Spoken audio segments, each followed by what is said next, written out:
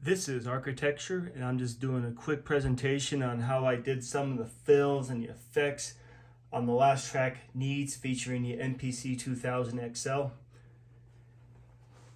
So one of the things I'll show you here is there's a couple different ways you can do some of these automations using either 16 levels or velocity. So you'll notice that there's a part C and a part B. So basically how I alternated that part was I had the parent part, which was number 10 here. Play that real quick.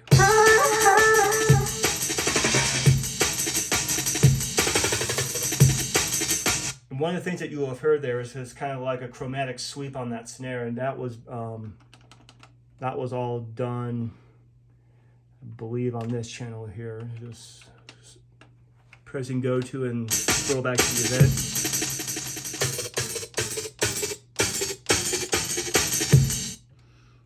And that lasted about 3 beats, from 4-2 to about 5-1. We'll see there that the tuning increases by about 10 on each one. That's kind of how I did that sweep there, and that lasted about a full beat measure.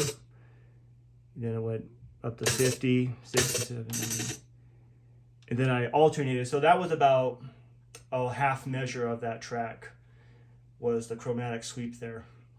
And then I used the kind of the shaker part to bring it back in, which, whoops, I might have not meant to do that. So press undo sequence, step.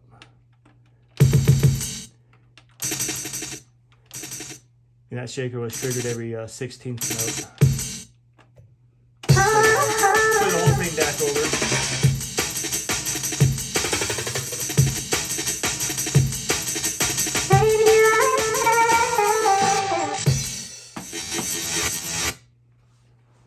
And one of the things that you'll hear here is these are some of the time stretch portions here. And typically what I do is everything's been quarter chopped.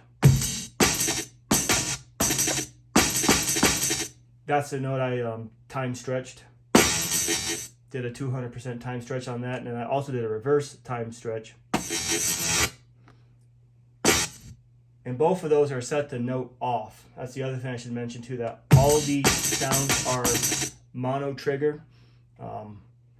That way it just kind of keeps things from like playing too many instances of the same quarter note sound.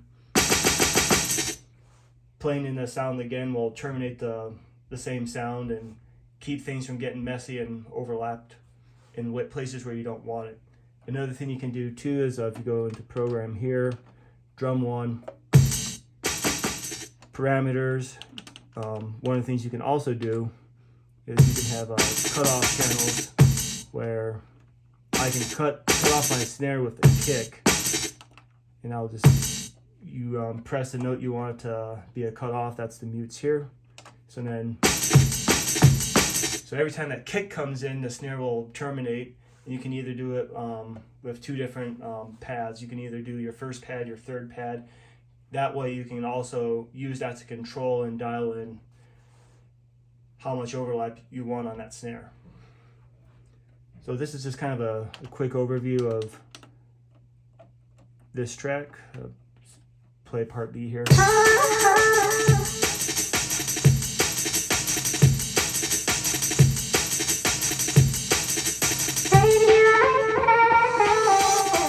this is the part that actually used 16 levels on the filter mode.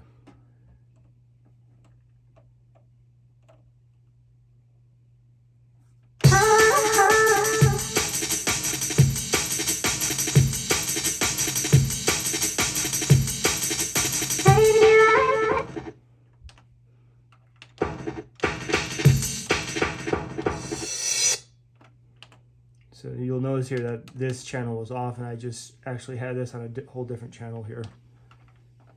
There you'll see the filter automation. You'll see filters right here. And this goes from about the 7th bar to somewhere in the 8th. Actually goes for 2 bars. So this was just a quick overview. I'll do more in-depth videos soon. If you have any feedback as to like more specific items that you'd like me to show you, just feel free to Leave a comment what you'd like to see more of. And this is Architecture, Super Bowl Sunday. I can get my party started, so peace.